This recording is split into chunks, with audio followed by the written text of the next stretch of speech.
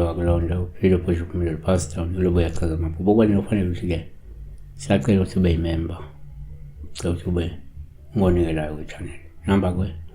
yesenza ku-9 ya-5 ntambama WhatsApp Phila Sandle sobona phasi ngicela ukubuza chaza nophupha-ke umuntu ozala naye engene endlini lapho ohlala khona ne-light afike akunike engasho lutho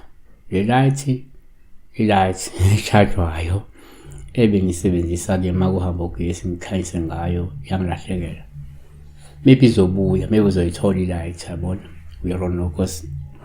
maybe wayithatha yena untombazanyana lona wayithatha uzoyibuyisa kodwa ngasikhohlwe-ke ukuthi mhlawumbe angahlayibuyise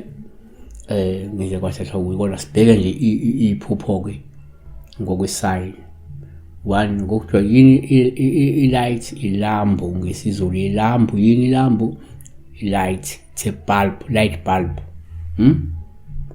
light bulb globe sikhule sithi globe light bulb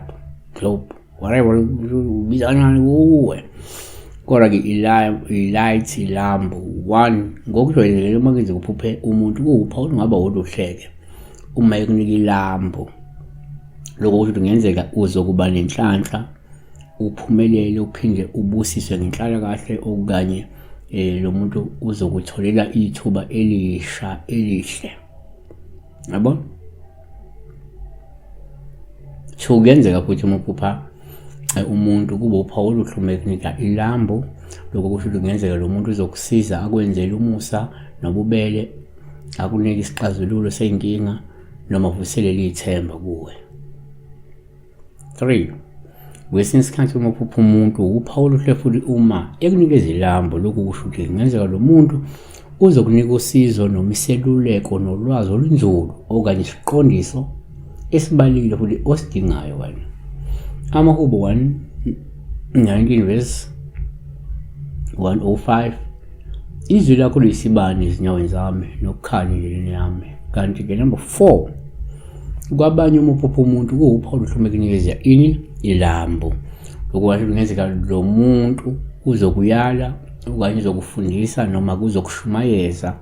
ngezwi likaNkulunkulu amahubo 27 verse 1 uJehova ngokukhanya kwami nensindiso yami kanye ngokaJohane 8 verse 12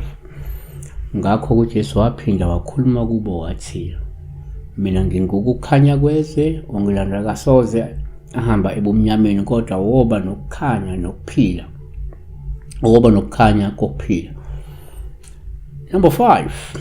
ngokusintuke uma uphupha umuntu upho luhlume kunikeza ini ilambu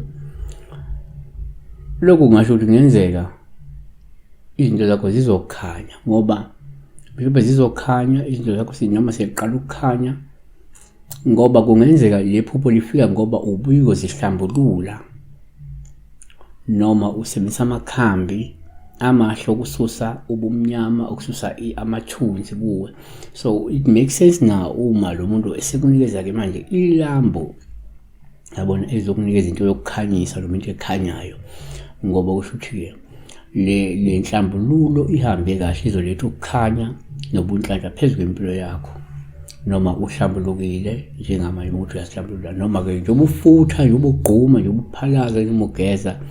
zisebenze lezi zinto lezi ukususa onke amathunzi amnyama ukususa zonke izichitho izicwacwa nawe usuwumuntu owamukela manje ukukhanya owamukela ubunhlanhla owamukela isibusiso ngenxa yesinyathelo sakho. Siyajabula.